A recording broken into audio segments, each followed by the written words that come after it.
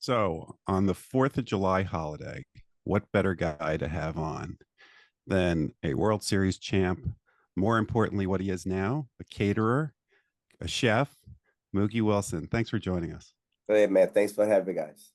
So, before we get to baseball, we understand that you actually have something that pertains to the 4th of July in a catering business and that this is your new passion. So, tell us a little bit about the passion. And if you want to share a secret recipe, feel free. Yeah, I'm not going to share any recipes, but yeah, cooking has been something that's been sort of a hobby of mine forever. I mean, even when I was in the minor leagues, I would cook. Even during the season in the make big leagues, I would cook and bring food to the clubhouse. So it's something I've always done. My brothers and I, we just we just love the idea of cooking. So we decided to do something in a more meaningful way. We've always done it for groups at home, for church events, for family reunions, and any other events that people may have around the neighborhood and stuff. We've always done the cooking. But we decided a couple of years ago to do it, as a business, and we've been able to do that. But we wanted to do something different, and we wanted to do something that kind of maximize what we do best, which was barbecuing is something that we do best. So we want to be mobile. So we created this mobile catering business, and it's been outstanding. What was it like for you guys to take that mobile catering business on the road to Cooperstown earlier this year? Oh man, that was outstanding. I mean, that of all the events that we've done, I think that one was the most meaningful, because a lot of my family had not been to Cooperstown. They've been around baseball all their lives, but they've never been to Cooperstown, and for them to have an opportunity to see some of the history of the great game that they love was nothing short of just fantastic. And to be able to serve the people during the whole game, and that what was amazing about it. During the whole game, we had people coming in and out, in and out. It was one of the most exciting and most meaningful experiences we've had as a catering business. You must have been a beloved person in the minors if you were cooking meals. I mean, we've interviewed plenty of minor league guys who, they had the meal stipends or they were eating whatever ramen noodles they could. And what was it like at that time for you to be able to be cooking for the guys as you're trying to play with them too? Well, now I'll be honest with you. We didn't have a whole lot of money, and so I wasn't like cooking big meals. It was just maybe some things that we were having for our dinner, and I would take some to the clubhouse and stuff. So, and so that's pretty much what it was. It was just one of those things that we did, and the guys always welcome it because it got them a break from bolognas and cheese and whatever else we had to do to get through the minor league. So it was good. It was fun, great experience, and it made you. It helped with the closeness, the camaraderie of the ball team and players. It was great, great. Now, Mookie, every time we have a baseball player on, they always have these great stories about the minor leagues. Other than cooking and not eating bologna and cheese every once in a while, what's your favorite story of your time in the minors? Oh man, my favorite story is it's around the experience that I had when my first game. I was at University of South Carolina, just played in the College World Series, and we were traveling first class all the time. And when I got off the plane going to Wausau, Wisconsin, I don't know if you ever been to Woodchuck. Wausau, Wisconsin. Is that the Wausau Woodchucks? I don't know if that's I have no idea. But when I got off the plane, I've seen towns before, so that didn't bother me. But when I got to the ballpark, I said, I made a mistake. I should have stayed at school. And that was at the beginning, but we go to places like Burlington, Iowa, Cedar Rapids, Clinton, Iowa, and the showers had wooden floors, So if you weren't the first one in the shower, the water was knee deep by the time you got in the shower, so you had to be first or go back to the hotel. So those are stories, man. I don't wish that on anybody. I mean, conditions are a lot better now, but hey, God bless anybody that made it to the minor leagues back in those days, man. It was tough. It was tough. And I mean, you make it to the majors after overcoming so much in the minors in your journey. Just talk about what that's like to you when you finally make it. We love to hear those first stories, you know, getting your name introduced the first time in a big league game. Like, do you have those memories of those? I think my biggest memory was my very first game. It's going through the minors. I was in AAA in Tidewater at the time. They call it Norfolk now, but it was Tidewater Ties back then. With the end of the season, the manager says who was Frank Birdie called us in office and said, "You guys are going up to the big leagues." I said, "All right." It was myself, Hubert Brooks, and Wally Backman. So you guys are going up to the big leagues. I said, "All right, we're going up in September." So we got on the plane, flew to LA from Norfolk, Virginia, flew to LA of all places. And that was a big deal right there to me, right? They go to cross country on the plane. I've never been cross country on the plane in my life, but I went across the plane. And we get off the plane, go to the hotel. Bus is waiting. We get on the bus, go to Dodger Stadium. And Joe Torre, the manager, I have to get off the bus, walk in the clubhouse. Joe Torre calls me in the office and said, "Just want to let you know you're starting tonight."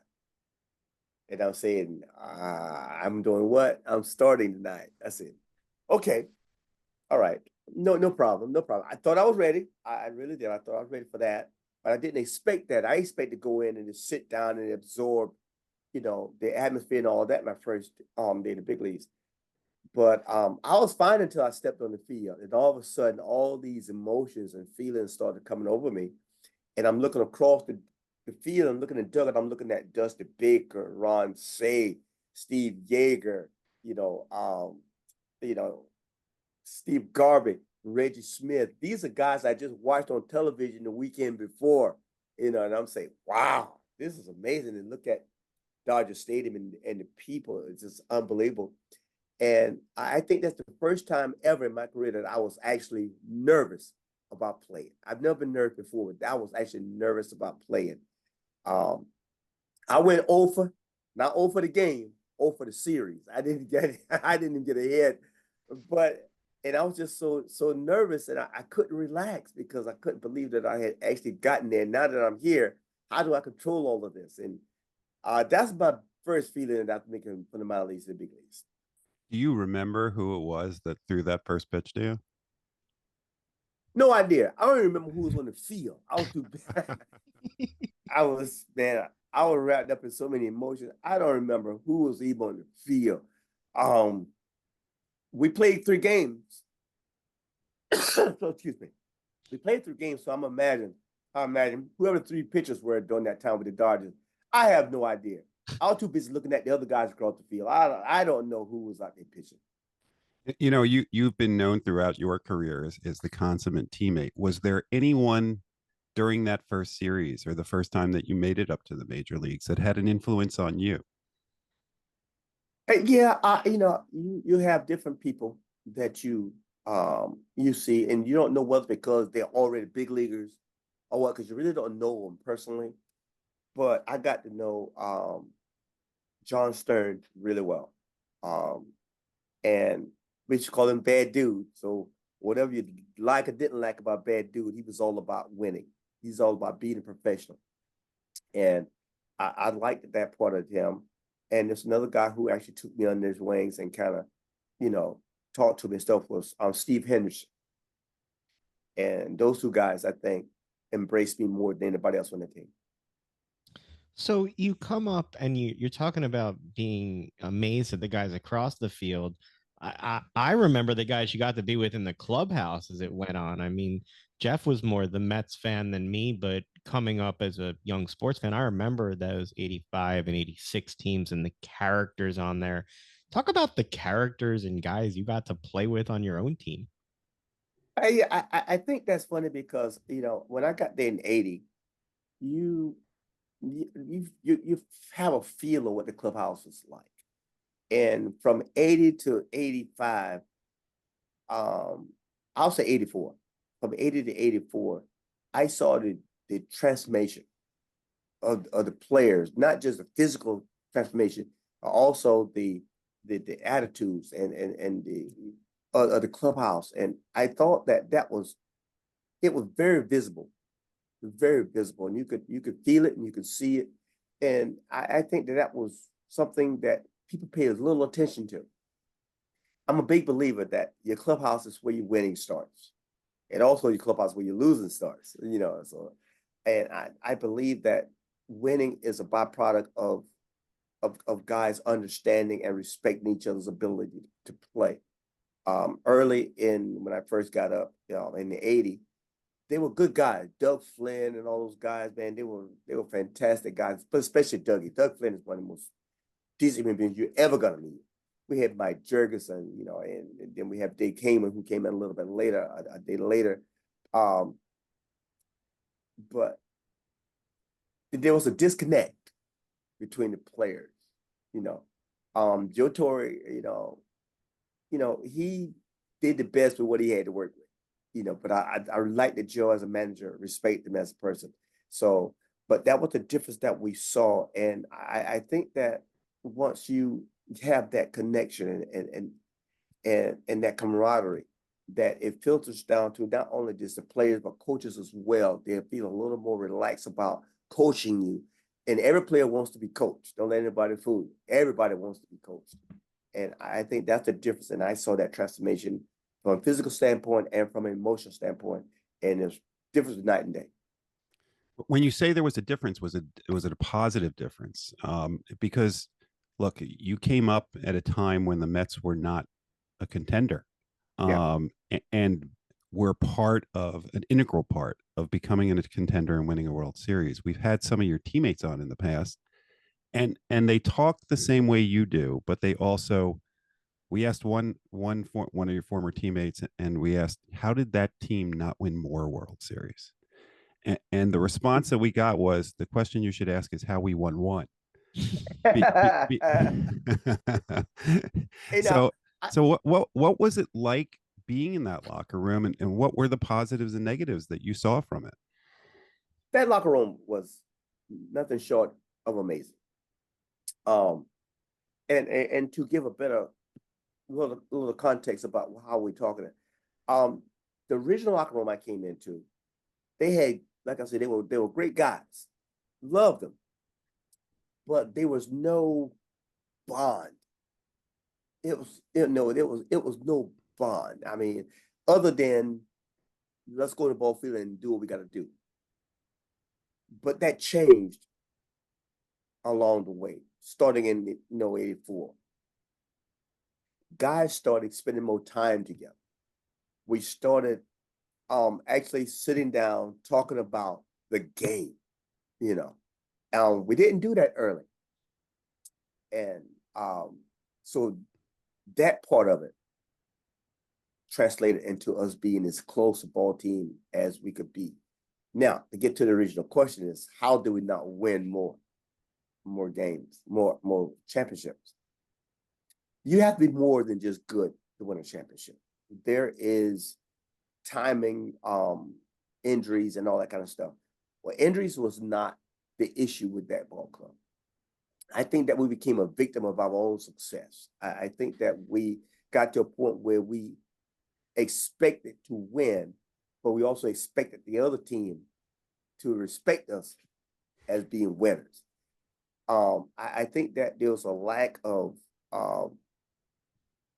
urgency in, okay, we've done it once, we got to prove we can do it again. I don't think that was the case. I think that once you win it, you have to have a certain attitude to repeat. And I don't think that was missing. Now, I'll be honest with you, there are some moves that were made that helped, that hurt very much, and that hurt the attitude of the team. Losing Ray Knight, losing Kevin Mitchell, and as the seasons went along, within 2 seasons, that whole team was dismantled. And I think that we didn't have a chance to rectify that attitude. And I think, sometimes people say, well, you have to make moves sometimes sooner than later. But I think that was way too soon. And I think that's also a big variable in why the team didn't win more ball games. But we were self-destructive. It's no other way to put it. We were self-destructive. And we just didn't have a chance to correct it. You talked about the '86 season, and everybody knows how special that season was, how integral you were to that season and the very special moments. I'm sure you've been asked about that moment a million times. I I want to talk about something beyond that moment, the moment that you hit that ball down the first base line. And it's I've heard you talk about it a few times, but not often, is the bond that you develop with the man that was at first base. Yeah.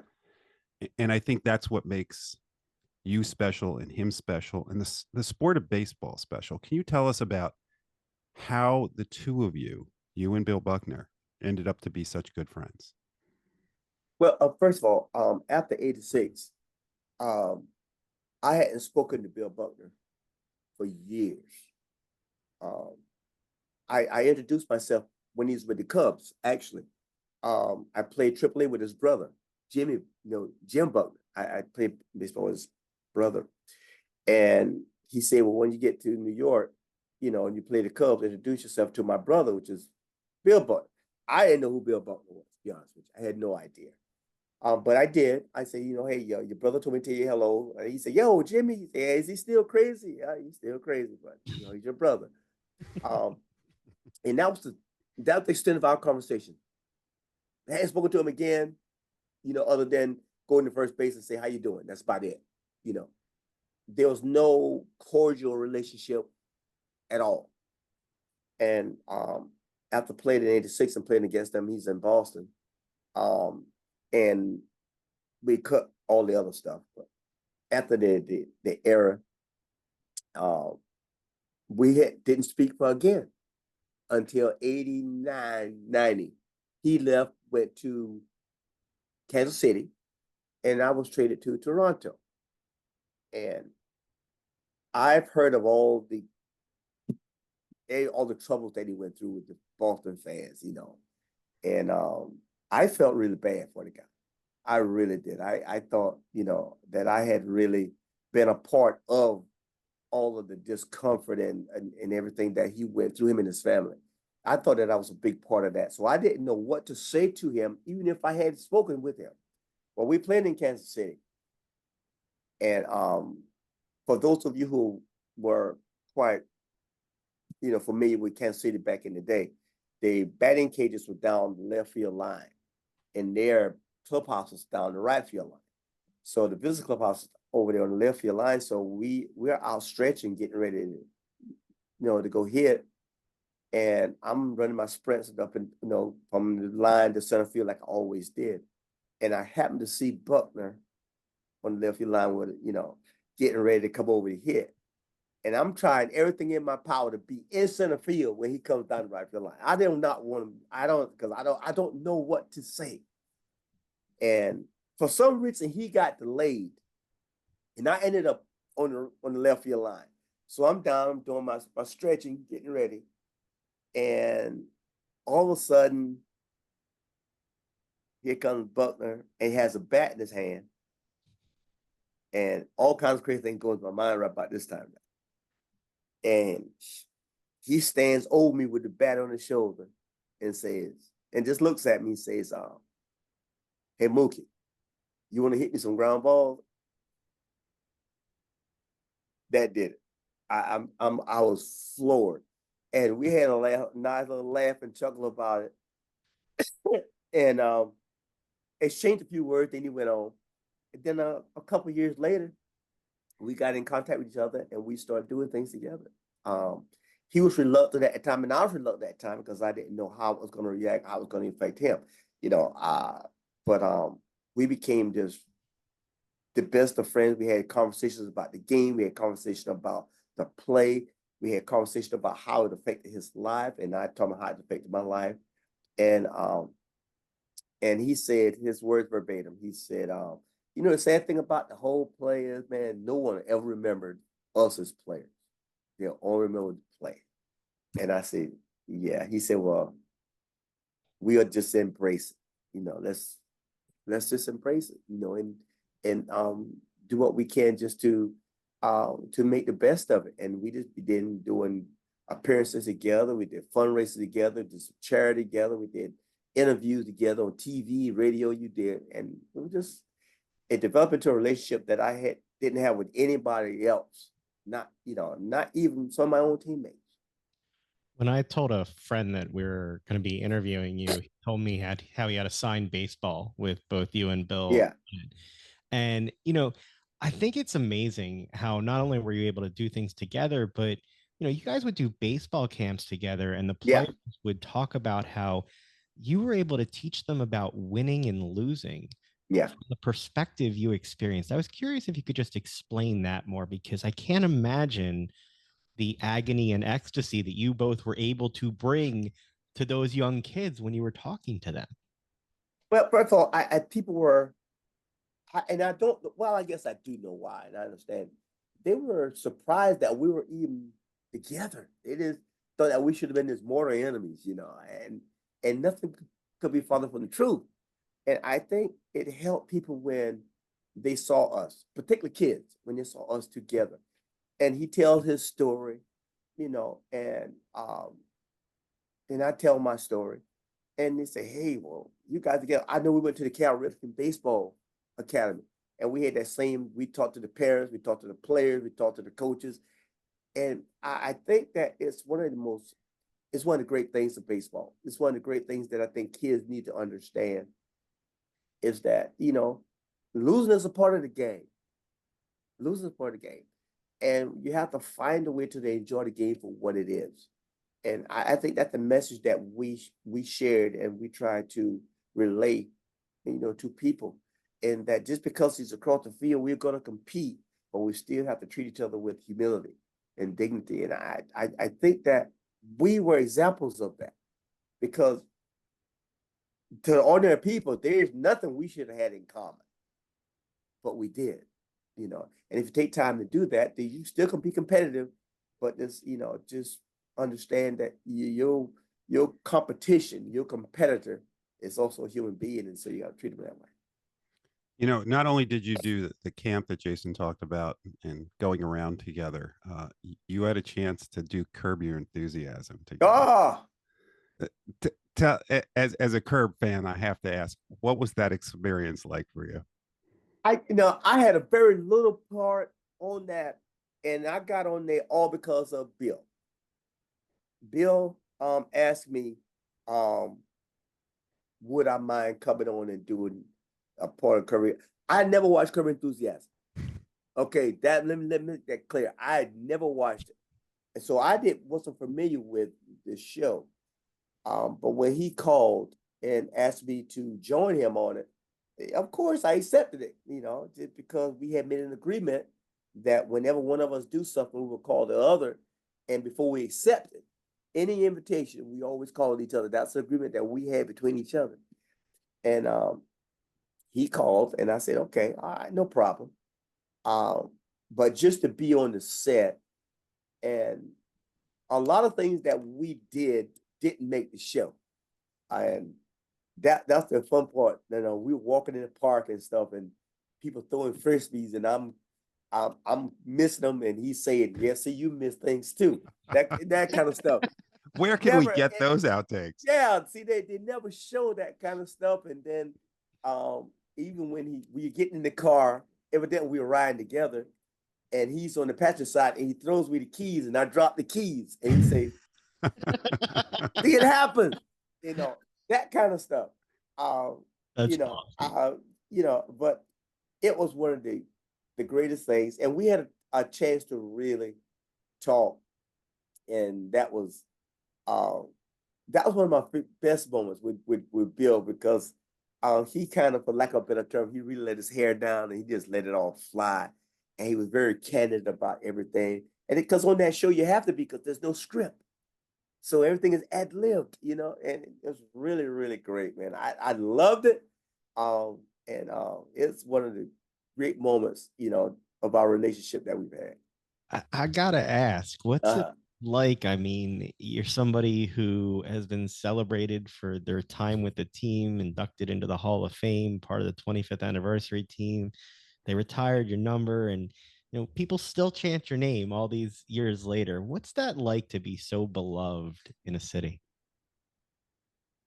It's humbling.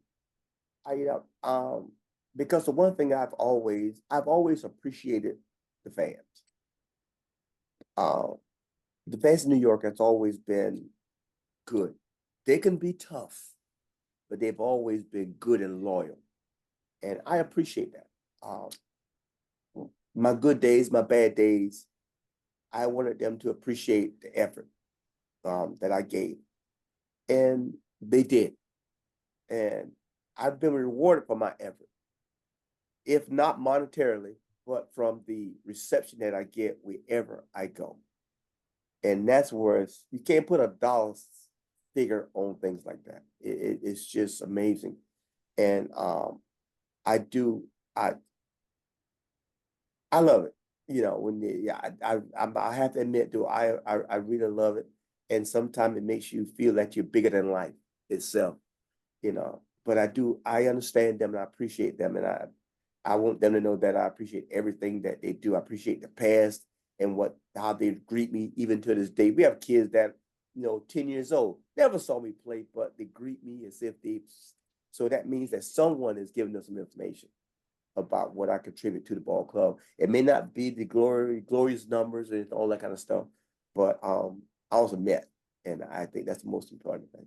But Mookie, I think it's more that you say that younger fans know who you are. I think it's not just because of what you did on the field. I think it's that you as long as I've known who you are, I've known you to be involved in the community. And I think that work that you do in the community, all that you do, is just as important as what you do on a ball field.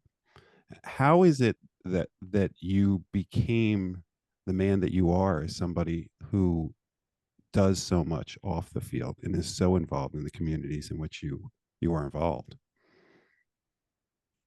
I think number one, I wasn't afraid of people. I didn't want to I wanted to enjoy the fact that I was a Major League Baseball player. And you can't enjoy that if you're going to shelter yourself from the very people that support you. And that was my main purpose. I wanted people to understand that, yes, I played Major League Baseball, but I have a family and I do the same thing that you do. I cut my own grass, I have kids and I go through the same pressures and stuff at home that you do. And I'm not afraid to let them see that part of me. And I think that's been one of the things that I've really wanted to make sure that I let people understand is that I'm not a saint, If you want me to be a role model, I'll accept that title. All right. But I also want you to know that your future is in your hands.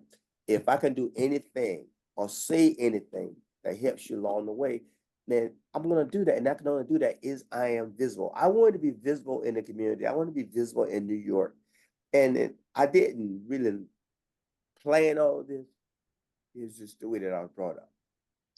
I got one more before we finish up. I gotta ask you. I mean, we talked about your barbecue skills, your baseball skills. You're a Renaissance man. You're a truck driver too. Oh yes. Talk to me about the professor and where that came from. Oh yes. Truck driving has been one of the things that I've always done. I grew up on a farm, and I've been driving trucks all my life. But when I went to school and then eventually, professional baseball, you kind of put all that behind you. But I never lost the love for driving big trucks. And when I retired, I had to find something to do. So when I first started driving trucks, you didn't have to have a CDL. If you could drive a truck, you drive a truck. Big deal. I'm probably telling my age now, but that's all right. We live with that today.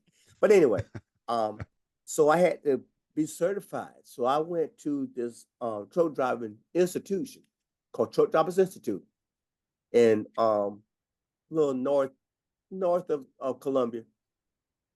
And we were in class. I didn't tell anyone who I was or anything of that nature.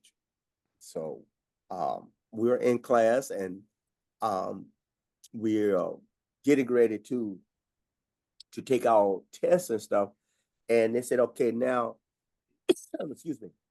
They said, okay, the teacher said, okay, and he was an old truck driver from old school. He said, okay, everybody has to come up with a handle.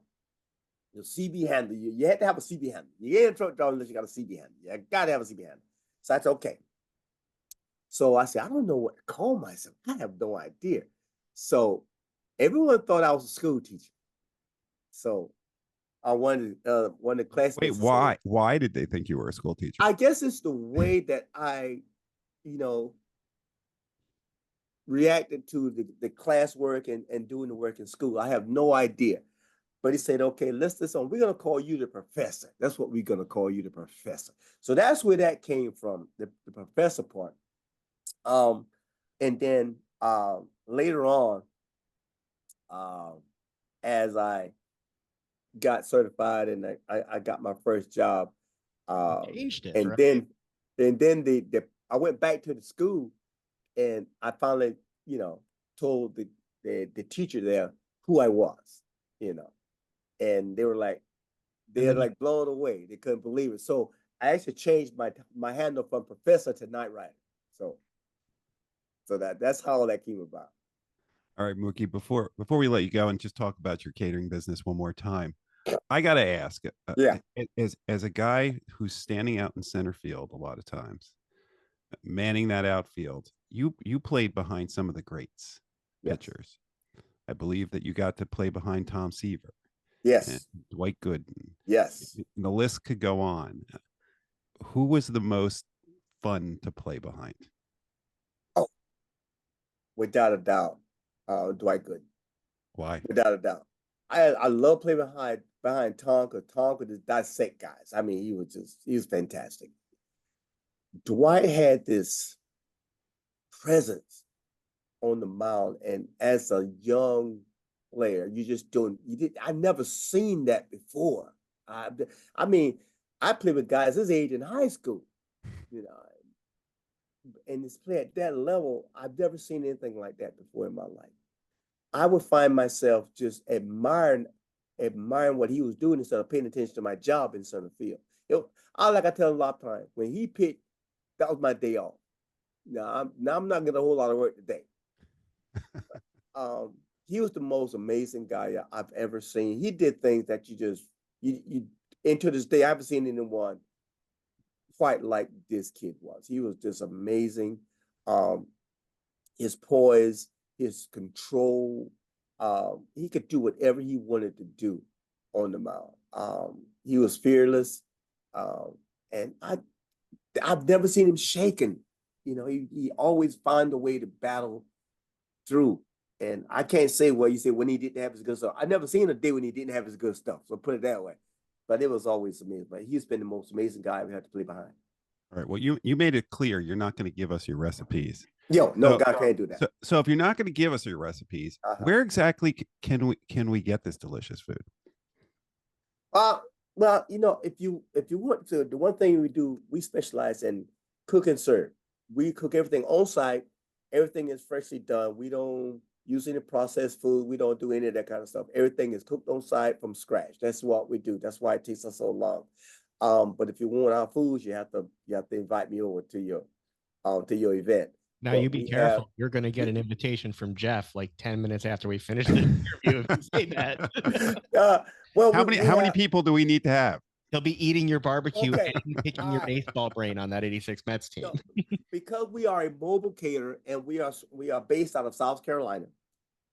We recommend 100 people. Now I'll be honest, we will do less than 100, but you have to pay me for 100. All right, put it that way. So you're saying Jeff and I have to find some friends. You have to find some friends. We'll find some friends. Don't worry. And we are full service. So you tell us what you need and what you want, and we work it out from there. It's easy to do. We have a website. It's legacycatering.net, and we have an email is legacycatering21@gmail.com. So that is how you can contact us and tell us about yourself and what you have, and then we'll go from there. There is no set. We have a menu that you get to choose from what you want us to serve you. And our basic package includes maybe like 3 meats and 2 sides drinks and that kind of stuff. You're making me want to take a road trip, Mookie. So we that's had a our party basic 2 diet. weeks ago here. We could have had you. Oh, Yeah, gotta Oh, work yeah. on that. Oh yeah, I mean we go anywhere. We go from Florida to New York. That's what we've done so far. well, So you also were catering stuff at the Brooklyn Cyclones game a couple we weeks did the ago. Brooklyn Cyclones last month. Yes, in May. Mhm. We did the Brooklyn Cyclones. As a matter of fact, we did Cooperstown on that, what was it, Saturday? And then we did Brooklyn on that Sunday. So we traveled, and then we did Citi Field 2 days later. We got to get you to Citizens Bank soon. I mean, I know you're a Met and everything, but we still do barbecue down here in Philly. So, well, we are looking at that right now, and It don't matter about Met. We know when barbecue ain't about Met, it's about good barbecue. that's all right. What I'm talking about. So yeah, so I'm hoping to do that to ballparks, and it's kind of difficult because there are certain rules in certain ballparks, and you have to be kind of attentive to those rules and stuff. We don't want to break any rules and stuff. We don't want to start cooking and all of a sudden we have people come kicking us out of the ballpark, out of the parking lot. So we'll be waiting outside. Yeah, well, that's good. Leftovers. But we prefer to do it outside in parking lots and stuff like that. That's the way we do it, and it's just we set up and normally, if we set up, we start cooking sometime 3 or 4 o'clock in the morning. You know what? We've kept you too long, and we so appreciate. No, go ahead. So appreciate your time, but I got to ask the question. Yeah. You seem to have a passion for everything you do, from baseball to community service to now cooking truck driving. Yeah. Where does it come from, Mookie? My parents. My father was he was a guy who he was a jack of all trades, put it that way. He did everything. He built, he was a farmer. He did it all. And he taught us to love the game and love what we do. He always said, if you're going to be a ditch digger, be the best ditch digger in the world. And he instilled that in all of us. And my mother was a cook. She cooked for the state, for the school system for years. And that's when things were cooked from scratch. They didn't have things brought in and you heat it up. This is when she had to get up in the morning and cook breakfast for the kids and then cook lunch for the kids. And this is what she did. And did it for years. And she taught us all how to cook.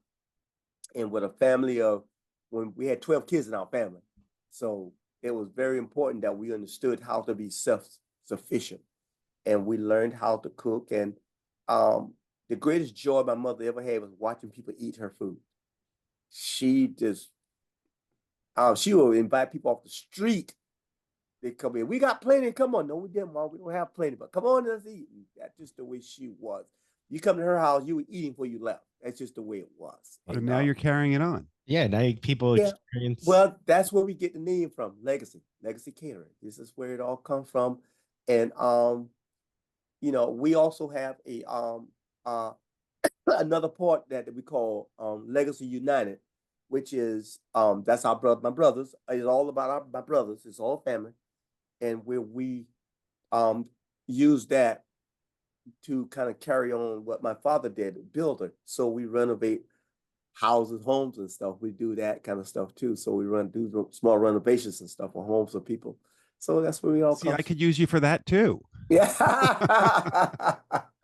We're looking for a contractor. Yeah. Well, it's all good. All my brothers. I got 2 brothers who are machinists. It's what they do. Been doing it for years. And another brother is a retired Air Force guy. He retired from the Air Force about 5 years ago. And he does everything, jack of all trades. So we have people that could do everything. And I say machinists, they're good. They work on any, you need a machine that they can work on, they can do it. So we're very equipped to do all this stuff and flooring and all that kind of stuff. That's just something that we do second nature. No problem. Just like your dad said, be the best ditch digger. You were the best possible interview we could have hoped for today. We really appreciate the time, and thank you so much. Wish you the best of luck with the business.